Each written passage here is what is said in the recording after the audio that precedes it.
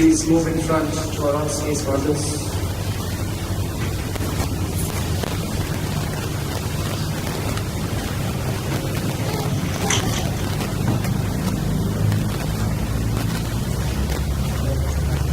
أعوذ بالله من الشيطان الرجيم. بسم الله الرحمن الرحيم.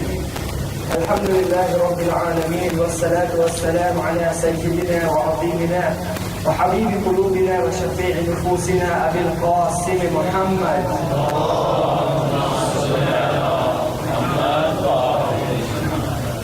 وعلى أهل بيته الطيبين الطاهرين وأصحاب الغر الميامين.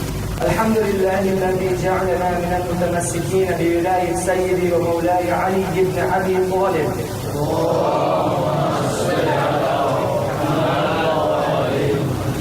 الحمد لله الذي هدانا لهذا وما كنا لنهتدي لولا أن هدانا الله. أما بعد، يقول الله في كتابه الكريم: بسم الله الرحمن الرحيم. يا أيتها النفس المطمئنة ارجعي إلى ربك راضية مرضية فادخلي في عبادي وادخلي جنتي. The first of all out salawats in honor of Rasulullah Muhammad sallallahu alayhi wa sallam.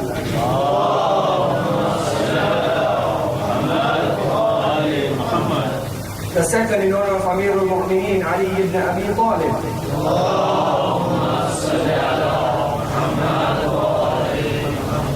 And the third in the loudest voices in honor of Imam Sahib al-Asri wal-Zaman.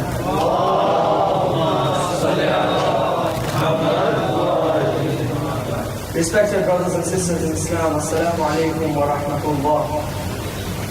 Today we come to the end of the surah that we have used and analyzed and discussed in order to gain deep meaning into this surah and into the message that Allah subhanahu wa ta'ala provides to us for the holy verses of the Holy Quran.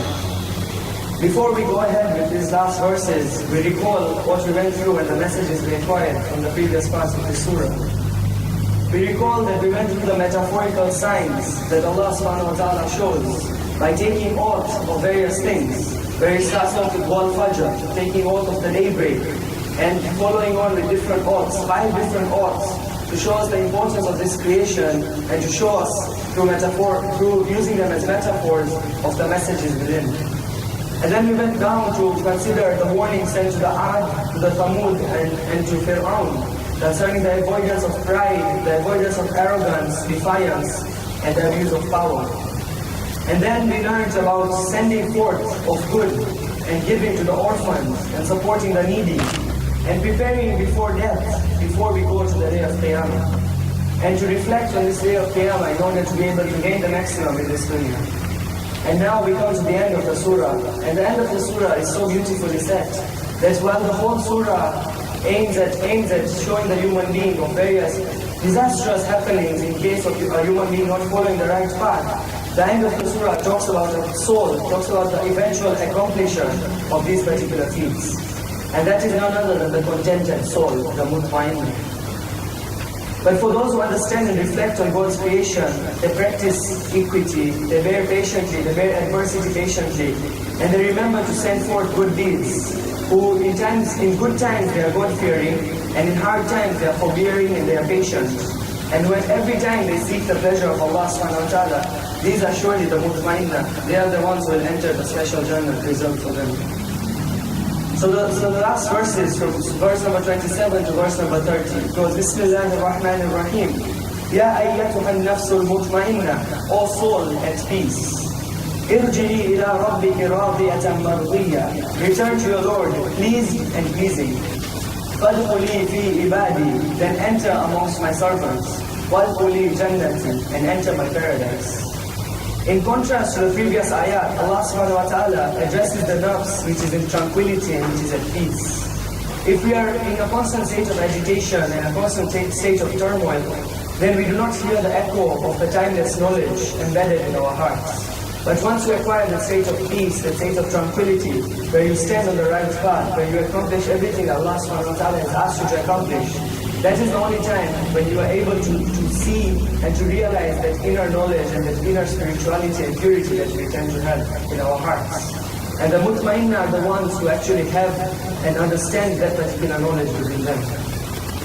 So therefore the surah, the last part, the whole therefore begins with the tranquil and contented nafs. If the nafs is fulfilling its obligation, which is to evolve towards knowledge of its one source, which is Allah subhanahu wa ta'ala, if it reflects Allah subhanahu wa ta'ala's plan for all of us, then it reflects our fitrah. If, however, it is distorted as a reflector, if this nafs of ours is distorted and it takes on the myriad forms that I'm coming to now, then it is not classified under this term. So there are three types, basically there are three types of nafs. First, there is a nafs which is completely wayward, it has lost its touch with its fitrah. It is classified as the nafs-e-ammara. This is the totally selfish, the most egoistical of themselves, the totally selfish people, who, as the Quran says, who commands to evil, these people. In Surah 12, verse 53, it mentions about this nafs-e-ammara and the effects of it. It is the nafs of the supremely self-centered people who want things only for themselves and they want it instantly. This nafs will never listen to reason or rationality, and it is purely whimsical. It will always just listen to itself. And then slightly higher on the scale is the nafs whose conscience is pricked every time it performs a bad behavior. And as a result, it blames itself for being extreme. And it may be spurned into positive action in order to do something about its dismal condition. So this nafs is like lying in between there, where when you do bad, you feel it. You feel the guilt, and sometimes it spurns you towards going to the positive side.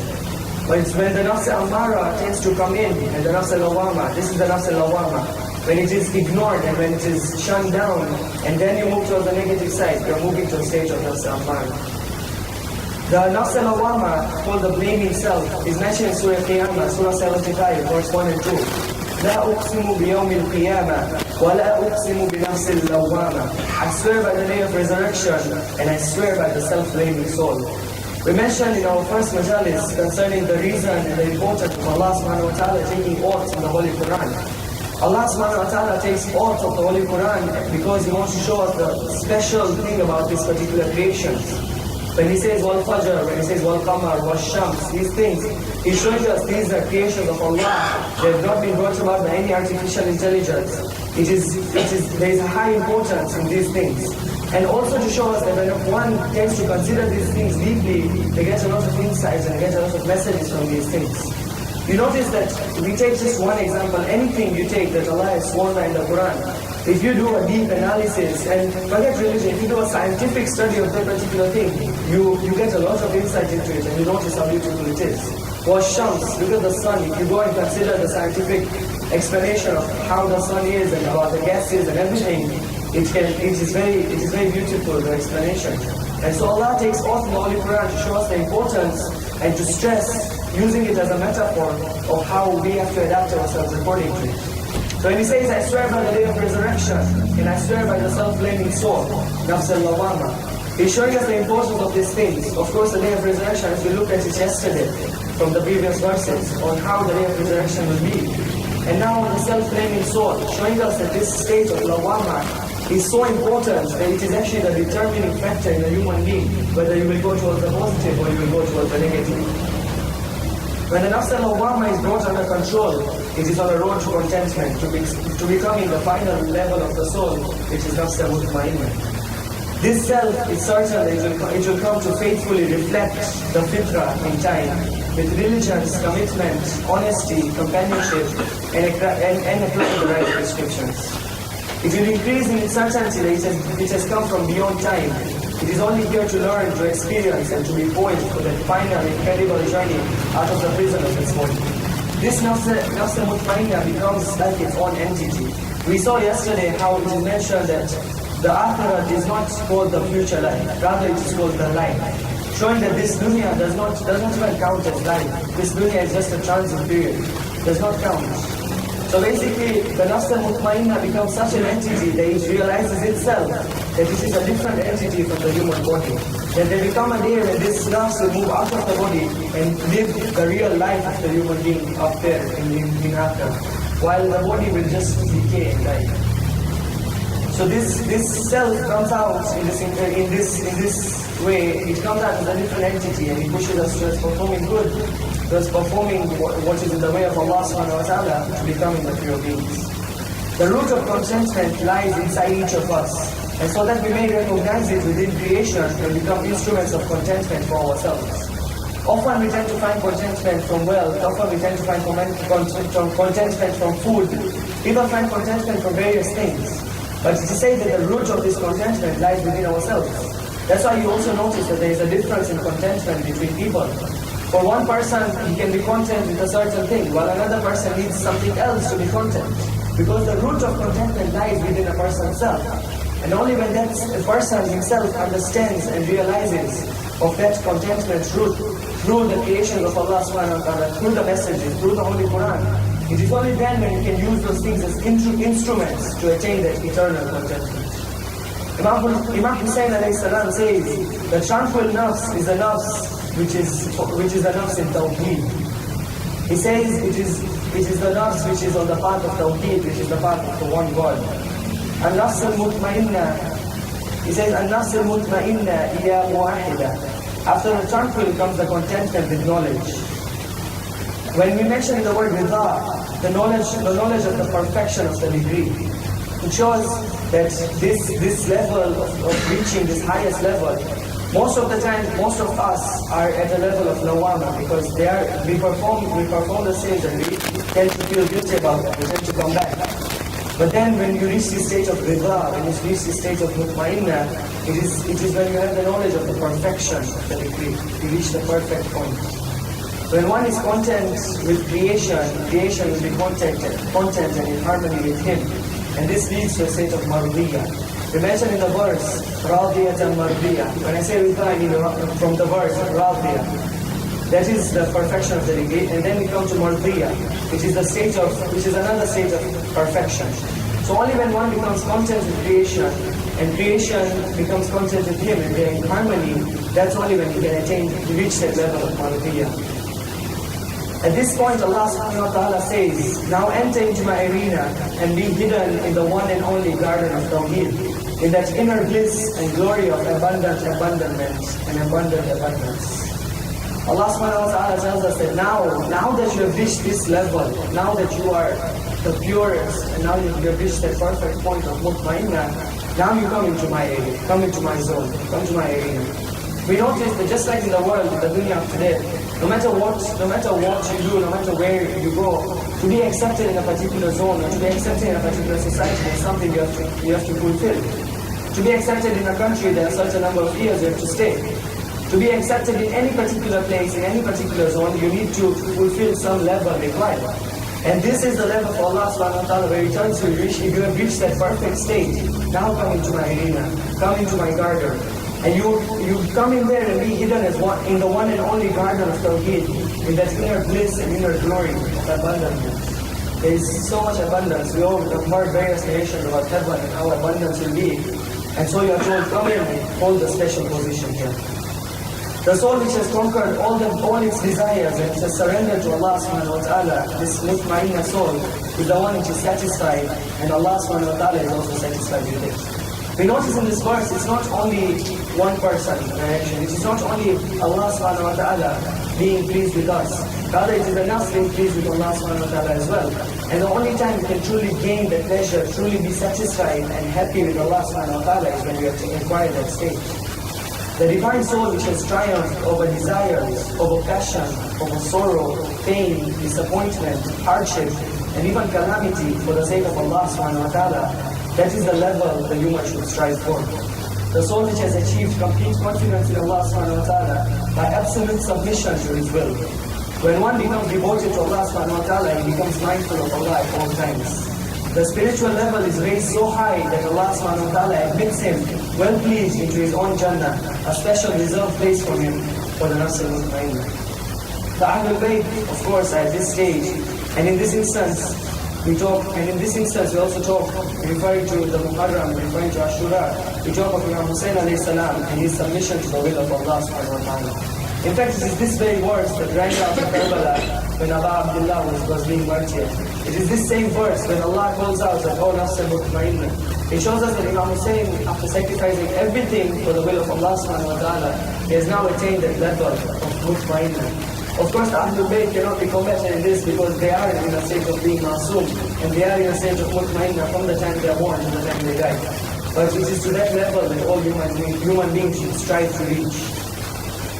And of course, when we gain the nafs al-mutma'inna, it is also through being mindful of Allah at all times.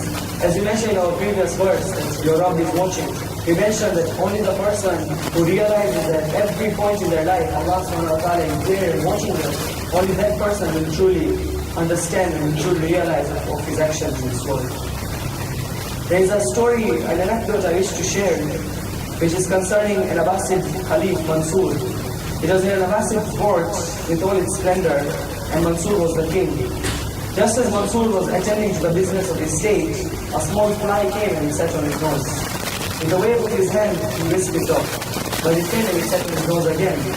He continued, again he whisked it off, again the fly came and it sat 2 or 3 times.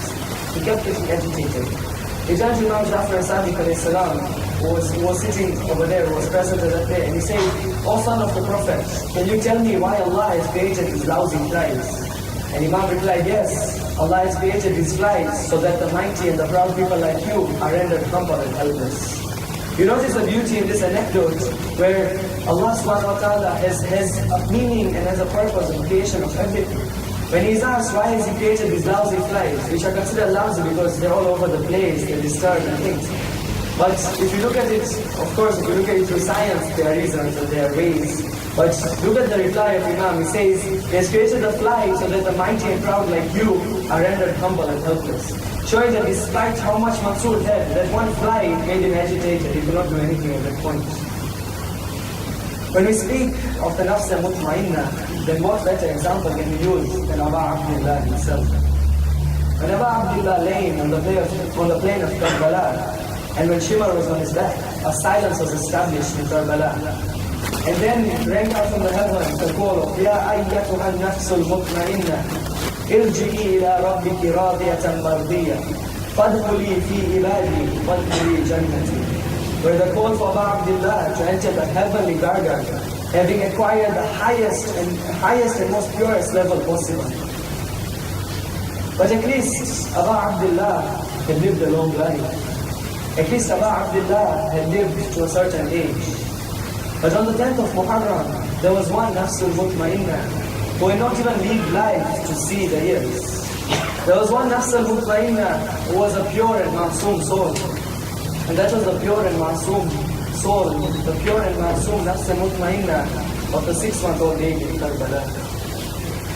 May Allah subhanahu wa ta'ala bless the soul of Abu Abdullah when he had to bring about his 6-month-old baby on the 10th of Muharram.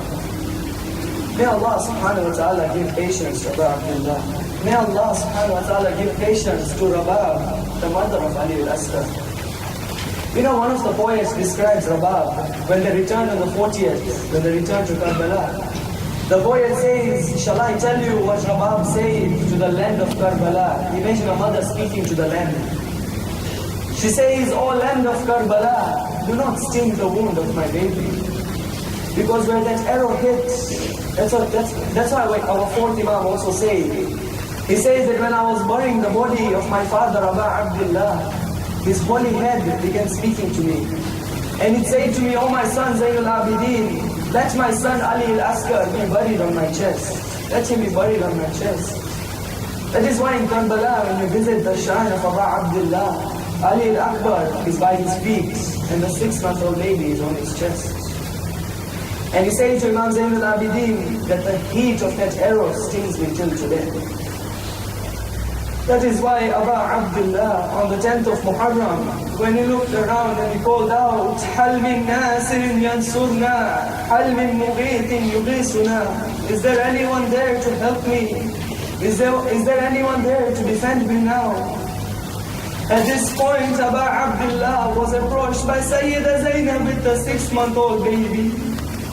When he was approached by Sayyida Zainab with the 6-month-old baby, narration say to us that she said to him, "Ya Abu Abdullah, this 6-month-old baby does not even have the energy to cry anymore. This 6-month-old baby has not drunk anything." Imagine that the mother could not give anything anymore. Abu Abdullah took the baby and he went towards the opposition, the army of Umar ibn Sa'd.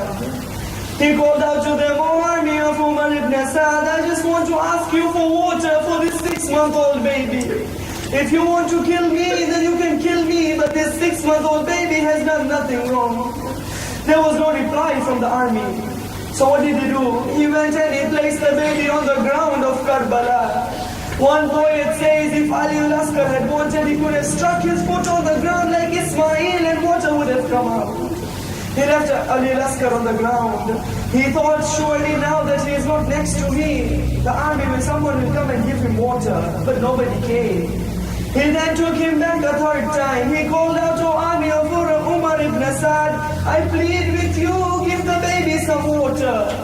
Half of the army were saying, give the baby some water. He hasn't done anything to us.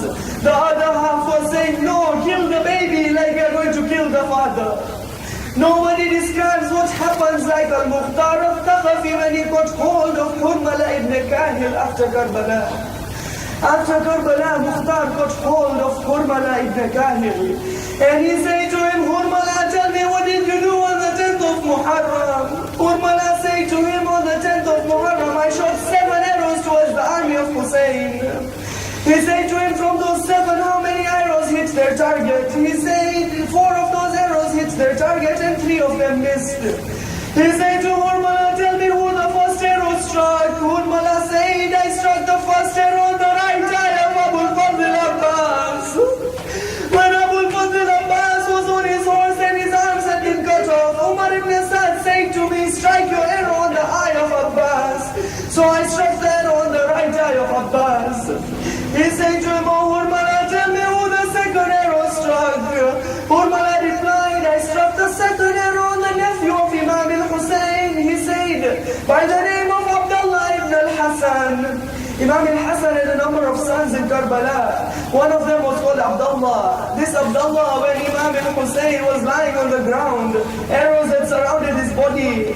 This Abdullah saw the enemies approaching his uncle. He ran out of the tents. He was just a young boy. He ran out of the tent. Sayyidah Zainab tried to stop him, but he ran out. He said, I do not allow any of you to hurt my uncle Abu Abdullah. He went and he sat near his uncle's body. Hurmala said, Ibn Ziyad said to me, Hurmala said, Umar Asad said to me, strike your arrow on that young boy. So he said, I struck the arrow on the head of that young boy. He then turned and he said to him, Hurmala, who did the third arrow strike? Listen to this line. He said, the third arrow struck the 6-month-old baby of Abu Abdullah. He said to him, oh Mukhtar, that arrow hurts me till today. Mukhtar said to him, what happened when you struck that arrow? He said, I used an arrow which we used to cut the neck of a camel. Oh, Allahu Akbar. How big is the neck of a camel? And a camel has the ability to retain water. He said, when I saw the whiteness of the neck of the baby, I struck the baby on his neck. Mukhtar said to him, what happened when you struck the arrow on the baby's neck? He said, I saw the baby flap its arms like a bird flaps its wings. And I saw the baby stick its tongue out. He said to him, at this point, who did the 4th arrow strike? He said to him, the 4th arrow I struck on the chest of Abu Abdullah. Imagine what happens to Abu Abdullah when he saw this baby flapping its arms like a bird flaps its wings. The narration states he went back to the tents. As he's moving back to the tents, he says, Inna lillahi wa inna ilayhi raji'un. He walks in front and he walks back. And he walks in front again, Inna lillahi wa inna ilayhi raji'un. He did this 7 times. Somebody asked him, oh Hussein, why do you do this? He said, I do not know how to tell a mother that her son's neck has been pierced. How do you tell the mother of a 6-month-old child? The mother expects her baby to come back to her. Imam al-Hussein at this point, he goes to the tents. He went to Sayyidah Zainab. He said, oh my sister Zainab, you have to tell the mother, I do not have the strength to.